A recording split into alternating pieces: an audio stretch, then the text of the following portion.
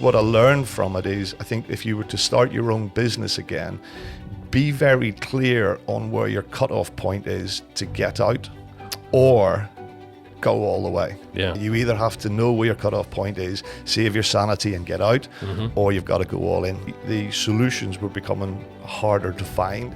And that particular day, I had a challenging meeting with the accountant. On the way back, I was mulling everything over at 1,000,000 miles an hour in my mind. Yeah. And I actually thought there was gunshots. I could hear crack, crack, crack. And I stopped the car and realized that when I was thinking, I was getting this popping noise, like a crack, like a gunfire. Wow. If we take the rucksack off and we're just true to ourselves and we're just naturally ourselves, then we'll survive through life a lot easier without the weight of that rucksack on there. Yeah. Welcome to the Business Sense podcast. I'm Gary Crosby. This is the podcast where we make sense of the business journey by talking to owners about what they've learned along the way. Let's jump into today's episode. Sean, thanks for joining me today on the Business Sense podcast. I'm really looking forward to this conversation. So many avenues to explore. But just give us a bit of context about your business journey. Let people know what you do and how long you've been doing it. So I've got a small joinery manufacturing business, and we've been running 14 years. Mm-hmm. We started out where another business had not been so successful and had gone bust, and had taken what was left of that and built it into what we are today. Over that 14 years, about 7 years ago, we moved into premises that were 4 times bigger than what we had. Wow. We were really screaming busy. Everything was good for us. And then, sadly, in 2017, we just hit real tough economic times in the residential market. Yeah. We lost upwards of 70% of our business within 6 to 8 months. And then we spent 18 months to 2 years trying to find a new market and redefine the business, which we did. And we sort of morphed sideways in what we were doing. And now have replenished the business that we had lost in a completely different sector, and are back on top of it again now. Yeah. And it's superior surfaces, right? So correct, yeah. Worktops and things, is that right? Yeah, so now we manufacture base units and worktops in the dental industry. So we'll manufacture and install nationwide. Yeah. And I was thinking about, you said 14 years, so just after the financial crash in 2007. Yeah, 2008, 2008, sorry, yeah. So that must have been a tough start. Yeah, it was. To be fair, when the business that I took over, I seen that it had potential. What they had done was started to take on commercial work, and they weren't really set up to do it. Right. So that was kind of what put an end to them, sadly. But the residential side of it was still there. And although it was a lot smaller, I seen that as enough to be able to potentially take that and with the opportunity of growing it into what it was becoming before that side of the industry got bad. And have you always been entrepreneurial? Was that the first time where you thought, right, I'm going to, stop working for someone else, I'm going to start my own business? Yeah, I think from an early age, I always wanted to run my own business. It was always something that was inside me. I think since I came to England, I had worked in management and worked my way up through into a director level, and then got the opportunity to set up on my own. Yeah. And that early part of that journey, did it teach you anything about resilience? And we always say to business owners, you're going to get knocked down, but you've got to get up again. How was it? Yeah, extremely difficult. Overwhelmingly difficult. I just had the belief that I kept getting up every day, kept thinking that something will come up. Yeah. And every day I would just basically show up. Yeah. With the intention that something would happen. Something, if we just kept going, as long as we kept turning up, something would happen. Yeah. Looking back on it, we were very lucky. We had some financial support from a business angel who believed in what I was saying, who helped us financially at the time, and who then guided me towards where we are now, still impacted with the business, still with us. And has, so it was very hard. you don't see it coming. You don't realize that it's happening until you're in the middle of it. Yeah. Because you know, all of a sudden it's like this is not real. It can't be happening. Sure. And it's a nightmare. And I think what I learned from it is, I think if you were to start your own business again, be very clear on where your cutoff point is to get out, or go all the way. Yeah. Go all the way. You either have to know where your cutoff point is, save your sanity and get out, or you've got to go all in. And I've always been an all-in kind of guy, and that's what we did. We just kept believing that something would come up, and eventually, that opportunity came, and we took it. Yeah. I mean, that's almost the true definition of resilience. Keep going, keep turning up. Yeah. I just believe that something will turn up. You know, I profoundly believe that everything is temporary. And if you can just ride out the wave, it will turn around and it will come back again. Yeah. It shall pass is one of my favourite. This too shall pass, yeah. This too shall pass. And I'm wondering, those lessons, I mean, they must have had an impact on your leadership of the business in all those years since, because, tough lessons to learn at the beginning, the pandemic to get through and everything else. What does that mean for you as a business leader now? I've always been very focused on our staff and looking after our staff. And I think what it's done, it's highlighted the importance of being aware of the mental health of our staff, communication with the staff. We went through a phase where the worst of it was we got to the point where we had to make somebody redundant. Sure. And that was very painful it's not what you want to do as a business owner. However, you have to look at the bigger picture, and you have to do what's right for the majority and make those decisions, tough as they are. And you have to look after yourself, and those decisions are tough, but you have to make them for yourself. In the process, I've learned that, looking after your staff and making sure that they're aware that they're not concerned, because the last thing you want to do is have your staff worried that they're not going to have a job next week. Yeah. So we talking regularly to the guys and making sure that they knew that we had support behind us, and that if we would just keep coming in every day and keep on the boat, we would eventually land. And that's interesting, because I know you are a strong advocate for mental health. I'm wondering what the catalyst for that was, in terms of you becoming someone who was really focused on that. Yeah, so I've always been very focused around mental health, been very aware of it. Thankfully, from a very young age, and people might find that strange that I say thankfully, but from a very young age, I was impacted by suicide. And through life, I've been very lucky to be able to find a personal development journey to heal myself from what life was like when you're having suicidal thoughts. I've lost good friends. I've lost my best man to suicide. So I've been very, very aware of the impact that mental health can have on individuals. So I've always been compassionate around it. I think during the rough times when we had tough times at business, previous to that, my experience was always from depressional led sort of it was depression that I didn't understand what anxiety was. And during the tough times in 2018, I very quickly found out what an anxiety-led breakdown was about, and suffered one myself, which was catastrophic. Just broke my mind. So having the experience of depression from coming through teenage years and early 20s, and then later in life having the experience of, wow, this is what anxiety is, just gives me a complete 360 vision of how important mental health is, and it is hugely important to everybody, not just in the workplace, but everyone. And thankfully, there is a dialogue now, isn't there? There's definitely more of a dialogue around what that means. But I wonder, in practical terms, what that means for business owners. They might not have your amazing level of awareness based on experience. How do they approach mental health in business? I think it's really improving. Things are definitely, we have inertia with mental health now. There is movement in it, but it's very slow. It seems that it's being forced, it's being pushed. I think until it becomes natural, we're not going to see that big growth.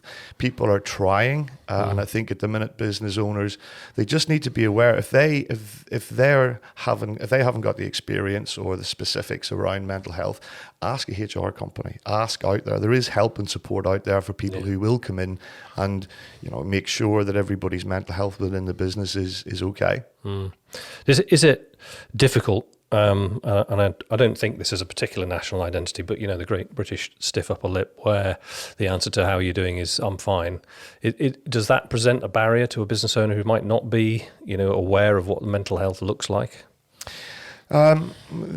Yes, for sure. I think the challenge with mental health is really the only people who have an understanding for it are people who have got experience of it, because it's illogical. It's really difficult to try and work it from a logical viewpoint. So the thought and the background behind mental health challenges are illogical. The story that the people are telling themselves isn't correct. So somebody who hasn't got the experience, who coming at it from a logical viewpoint, who might want to say, just pull yourself together. That's not going to work.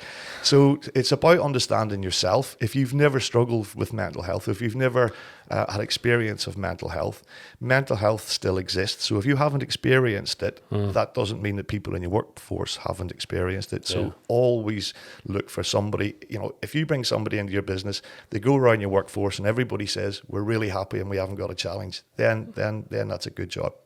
However, there might be one or two in there that might say, do you know what, I am struggling and I need to talk to somebody. It's about having the door there for them to be able to speak. And as you say, that building your own knowledge, being aware of yourself, using the HR company to get some sense of how you approach that in a sensitive way. Yeah.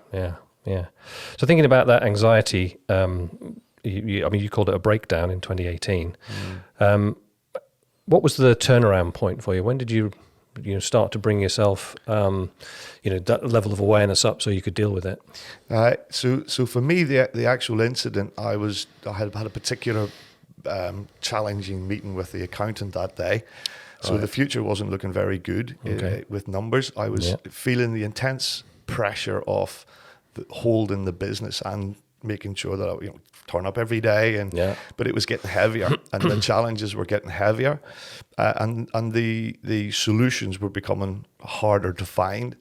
And that particular day, I had a challenging meeting with the accountant. On the way back, I was mulling everything over at 1,000,000 miles an hour in my mind, and I actually thought there was gunshots. I could hear crack, crack, crack, and I stopped the car and realized that when I was thinking, I was getting this popping noise, like a crack, like a gunfire. Wow. So my mind had I couldn't think.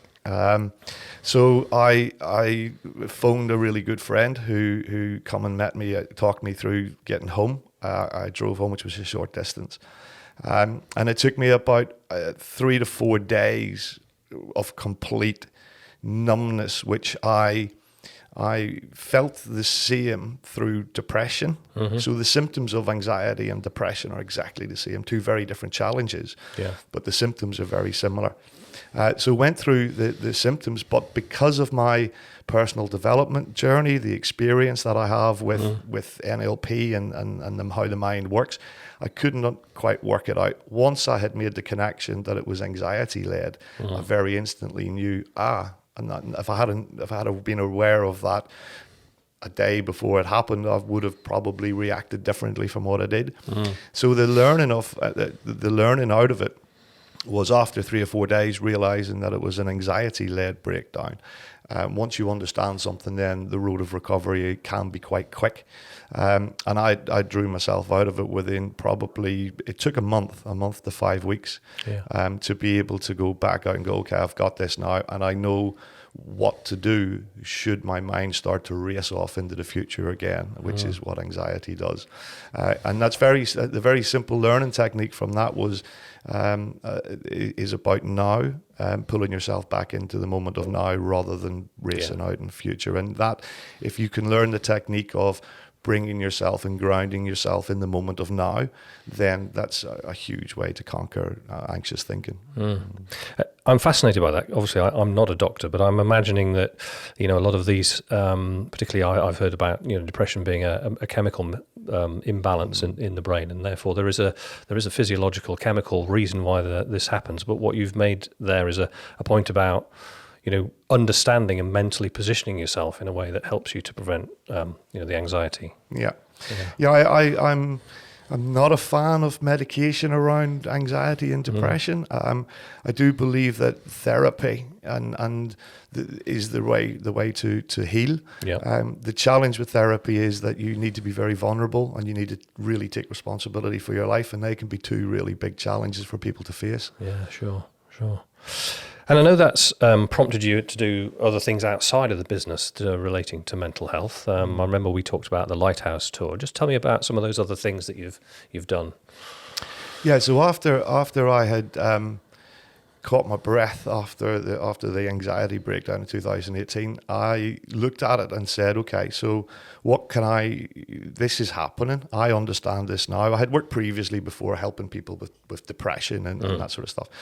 And I'd made the connection that the symptoms were the same. And I thought, right, okay, let's turn this into something. Let's take what's happened, which could be seen as a negative, and turn it into a positive. So let's spread the word of my learnings of how I've dealt with it, and let's spread that word. I've always had a dream to travel around Ireland. I've got an old Volkswagen Beetle that I've restored. Right. So we tied all of it together, and in 2018, in June, drove around Ireland looking at all the lighthouses and doing videos and blogs around mental health and suicide awareness, which was tremendous. And I do remember reading somewhere about the Rucksack of Bollocks, which I feel like I can't talk to you without exploring that. What is that? What does that mean? So I believe that when we're born, we've got an invisible rucksack, and as we go through life, the things that we learn and the responsibilities we take on put weight in that rucksack. So if you like, in the earlier days, you're not really learning. You don't think you've got responsibility, but we have from the day we're born, because you're being told to do things and you have to live up to that, and so on and so forth. Yeah. So we're forever putting weight in the rucksack. Sadly, today, it's becoming way too common that teenagers have got way too much weight in their rucksacks today. We're now talking about young children suffering from anxiety, and people are saying they're suffering from depression when they're 14 years old. That's really heavy. So I talk about the Rucksack of Bollocks, and it really is a case of these things, that the pressure that we put on ourselves to be who, not necessarily who we want to be, but who society says we should be, to conform and be who everybody thinks we should be. And that's all weight in the rucksack. Then you start getting older and you start getting mortgages, and it's all weight in the rucksack. So what I tend to say to people, it is possible to actually take a deep breath and just take that rucksack off. Take it off and go through life without the weight of a rucksack on there. It's all bollocks. And it is bollocks. It's an invisible pressure that we put on ourselves, creating ourselves stress that we have to comply and we have to meet the targets, so that we are making up in our own mind of what people expect of us. It's not that way at all. And having to constantly feel that you have to match the impression or what people are expecting of you. It's just more weight in the rucksack. If we take the rucksack off and we're just true to ourselves and we're just naturally ourselves, then we'll survive through life a lot easier without the weight of that rucksack on there. I thought you were going to say that you would take things out of the rucksack rather than taking it off, because it feels like quite a big task, because you've still got actual responsibilities if you've got a family or something like that. How do you actually take it completely off? Because you really will have to detach yourself from all of those issues, won't you? Yeah, it's not detaching yourself from the responsibility. It's the weight of the responsibility. You will naturally, if you haven't got the pressure of a rucksack on your back, you will be far more productive in your everyday life if you haven't got the burden of life as such. And if you are just pure natural without that weight, you will perform far better than what you will do if you're carrying a 50-kilo rucksack on your back all the time, which is, there's nothing in it. It's all mental. It's invisible. And do you think I speak from my own experience here, that as I get older, it's easier for me to not care quite so much about what other people think. Is that an age thing, do you think? Is it? Yeah, I think it is. I think I'm learning that myself as you get older. I think one of the biggest learnings in mental health, in the mental health journey, is that you must prioritize yourself. You have to prioritize yourself. I think with age, you do start to realize that. You start to realize that, you mature into you, don't you? You're not the person that society says you are. You start to, hopefully, most people will start to gain the maturity to be who they're supposed to be. Yeah. I think we could do that a lot earlier instead of waiting for life and age to teach us that lesson. I think we could learn it a lot earlier. Yeah, I wonder how. I mean, the last 12 months have been challenging for me with a medical scare and treatment and stuff like that. And my wife has said to me a couple of times, you don't seem to care quite so much about all the other stuff that's going on in the world. And I think that's been something, albeit a very significant event for me, it's been something that's really changed my mindset. Yeah, and what you've preferably done is you have taken stuff out of the rucksack to make room for the weight of something else. Yeah, that's true. But if you had taken the rucksack off, you would have still dealt with it without the weight of the challenge that you've got in front of you. Yeah. Regardless of what the challenge is, anybody can take a deep breath, close their eyes and go, right now in this moment, I'm okay. Yeah. And if we did that more often, we wouldn't have that burden of whatever it is. There isn't a burden when you sit on the moon and look at the earth. How heavy is your burden, right? Yeah. We've got all the help that we need and all the support that we need to get through anything that life throws at us. Yeah, yeah. And you mentioned earlier, again, another focus on suicide prevention. Just talk me through the catalyst for that and how that came into your life. Yeah, so I said my late teens, by the time I was 20, I had tried to take my own life a number of times and had spent the best part of 40 days sectioned in a mental institute. And when it come out of that, I lived probably for 20 years with suicide as always an option. The problem with suicide is when it happens in a close environment, it becomes an option. I had lost friends, so it's on the table, it's there. For 20 years, lived with that as always an option. And thankfully, through my journey of healing, I've got to the point now where it's just simply not an option. It's not an option. And what I feel passionate about is, I think to say that you want to prevent somebody from taking their own lives is an extremely difficult thing to be able to do. Yeah. So my purpose is to try and prevent the spread of the pain that's caused after suicide. Okay. So in doing so, we need to prevent people to stop taking their lives, but the focus is the pain that's caused afterwards, because for the individual, they're escaping the pain of the rucksack's very heavy. Yeah. The rucksack of bollocks is breaking them. Yeah, yeah. And they believe that by taking their own lives, that will ease that pain. It doesn't ease the pain. What it does is it magnifies it by 1 million, and it injects it into all the people that are left behind. Sure. So therefore, the pain isn't got rid of. The pain expands and causes more pain. So it's the pain of the after effects of suicide that I really am passionate about, doing my best to try and stop that happening again from experiencing it. To do that, we have to try and keep people from taking their own lives. That must be a challenging conversation to have with somebody who is suffering from the weight of the rucksack, as you say, and they can see an end to their pain, and you're educating them about the pain that spreads afterwards. How do you even start a conversation like that? I think it's about being open and honest. It's about making the message. The number one message that I find with anybody that's in a dark place is it's temporary. This too shall pass. Yeah. It's temporary.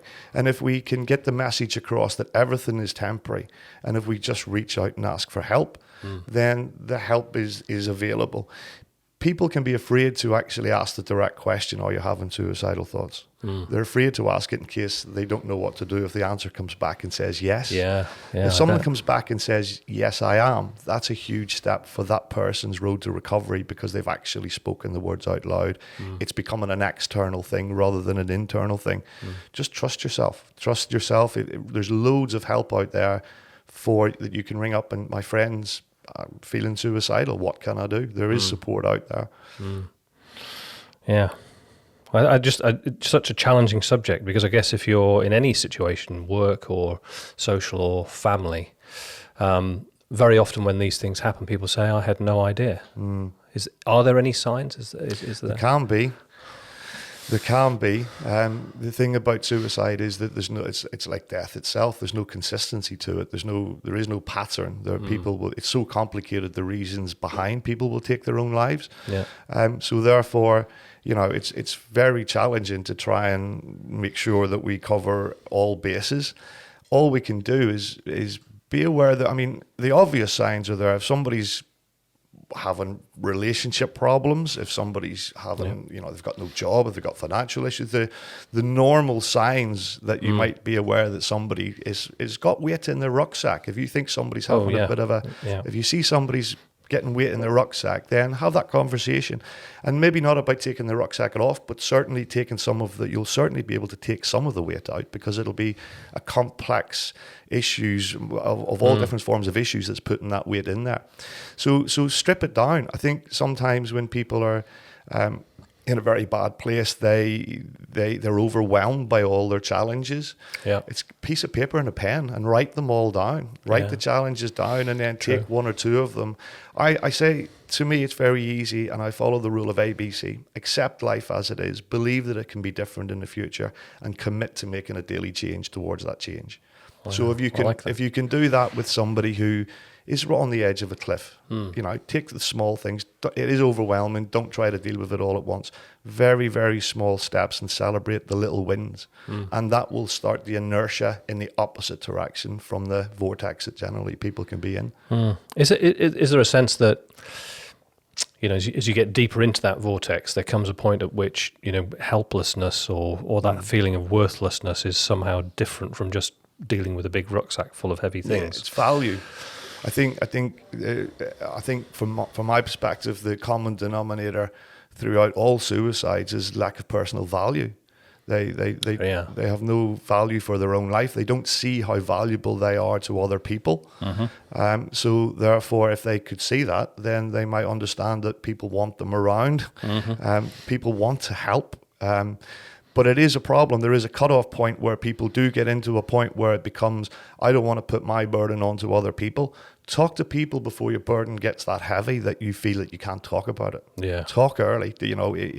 Reach out early. Don't wait until you're on the edge of the cliff and ask somebody to pull you back. Yeah. Talk to somebody when you're thinking about even going to the cliff edge. Or whatever is making you feel that way. Reach out early rather than holding it in, because it's just like holding on to hot coals. You're the only person that's going to get burnt from it, And is there a sense then that some people feel that, rather than burdening other people with the stuff that's in the rucksack, they'll take their own action, and then we feel like we just can't share those burdens? Yeah, that's exactly it. People, it's very common that people, not necessarily as far as in the depths of suicide, but people who are having tough times, in one hand, they're not taking responsibility for their lives because they're not reaching for help. Yeah. But on the other hand, they feel that they're taking responsibility for everything in their life, and they're keeping that weight in their rucksack. I think that they reach out before, that's the message that I would say to anybody. Yeah. Reach out real early before it gets to the point where there is a tipping point, without a doubt. I believe there's two tipping points. There's the tipping point when they've gone beyond asking for help. Yeah. And the problem then is too big to put on to somebody else. And the irony is they don't want to do that because they love the other people, right? Yeah. I don't want to put my burden on somebody else because I love them so much. Yeah. So therefore, it's better that I take my burden by taking my own life. They don't see the pain that they're actually pushing forward. So, Yeah, I guess it's all about the message, and I know obviously you're running a business, and that's hard enough work in itself. How do you spread the message? What are the methods that you use? I regularly checking in with everybody. Anybody and anybody is on my radar. Yeah. I keep a note and just go, if there's people there who you've got wind that they've got a challenge, just check in, just ask them. If there are people, we're currently dealing with, we lost a friend literally last week to suicide. 54, lots of signs. Rucksack was very heavy. Yeah. And I'm currently dealing now with one of my closest friends, to help him through it. And the message is afterwards, the message, the written, the deed's done, the stories, that's the story. Yeah. What I'm finding now is it's the guilt and all the rest of it that comes up. And it's, I say to people, if you're unfortunate enough to be living in the situation that you've lost a loved one to suicide, try to remove the how and just accept the fact that they've died, and don't go over the past unless you're thinking about the good times. Yeah. Because you will rip yourself apart trying to believe that all the reasons, if you had done this, shoulda, coulda, woulda, doesn't change the outcome. It doesn't change the outcome. Yeah. And I was thinking back to that lighthouse tour and you spreading the word then. Have you have any plans to continue to spread the word? I do, yeah. I had to make a big decision, Gary. I really wanted inside my heart to be able to push forward with the lighthouse tour. When the impact that it had and the momentum that it had afterwards, I could really see it becoming something really quite spectacular. However, I had to follow my own rules of mental health, and I had to put myself first. I was still dealing with quite a weight from the business, still trying to maintain that. And I had to make the decision that if I was to continue with the lighthouse tour at that time and try to keep building the business, there were just red flags to myself. So I said, right, okay, what I need to do, and it wasn't a very easy decision to do, it was I had to shelve the lighthouse tour and just make sure that my world, the people that I interact with on a daily basis, make sure I've got them covered. And the lighthouse tour then will come back off the shelf when I've got the time and the ability of being able to give it 100%. Yeah. And I know you're also doing some work with Melon. Just tell us a little bit about that to finish off, because that sounds really inspiring. Yeah, I'm off in 3 weeks today. Yeah. So I've been involved with a charity that back in 2002 it started. And we had a plan as a charity to create a blueprint for low-cost affordable housing in South Africa, in the townships. And we were involved with what's called a building blitz. So every year there's a number of volunteers go out and we built houses back in them days. Wow. And over a period of time, we were successful. It took us, I think, 11 years to create that blueprint. And that blueprint now is being followed through the whole of South Africa. So there's hundreds of thousands of melon houses that are built throughout the whole of South Africa that have got nothing to do with us. And then Nelson Mandela was very friendly with our CEO, Niall, and he said a very powerful phrase, education is the most powerful weapon of which to change the world. So Niall took that and said, could we possibly do the same with education as what we've done with houses? And so therefore Melon Educate was then born. And this is our 10th year, I think, on the school project. So we're going back out in this year. There's 320 volunteers going out. Wow. We'll spend a week on site, and over 2 sites we will build 15 classrooms, 2 playgrounds, 2 kitchens, and 2 undercover dining areas for the kids to eat their lunch out of school. Extraordinary. It's very rewarding. Because when you come back from, these are kids that are the poorest kids on the planet. There's 4 million people living in these townships. So when you can go to bed at night and you just know that you've done something, that somewhere on the face of the earth, there are kids who have literally got nothing, that you've been a very small part, being part of the collective and changed their lives. We now have in excess of 30,000 kids coming through our schools. We put the education program in place as well, so we have one-to-one literacy for all the kids that are having learning difficulties. So we are continuing now, and on each year this school we're going to, we'll have another 3,500 pupils going through the 2 schools, and we've taken the statistics from an 80% failure rate to a 70% pass rate in a couple of years of going through our school system. So, it's very rewarding. I feel very privileged to be a part of an amazing charity. Yeah. I can imagine how 300 people pulling together across a couple of sites to achieve that, the energy and the passion must be fantastic. Yeah. The camaraderie over the years that at the end of the day, you have 300 like-minded people coming together, and it's one of the most powerful examples of the power of the collective that I've ever seen. You know, at least 35-40% will never have set foot on a building site before. So we're dealing with people from offices, people that just want to volunteer and get out there and be a part of it. So we have a real mix of non-skilled people who have never set foot on building site to people who work full-time on building sites. And the power of the collective between the camaraderie and it's family. We're all like family now. It's something very special. Yeah. What a great thing to finish on, Sean. But I really appreciate the depth that we went into there on the mental health issue and the suicide prevention, and for you sharing that story. So thanks very much for joining me on the Thanks Business very Sense much for having me. podcast. Thanks very much. Cheers, Gary. Cheers.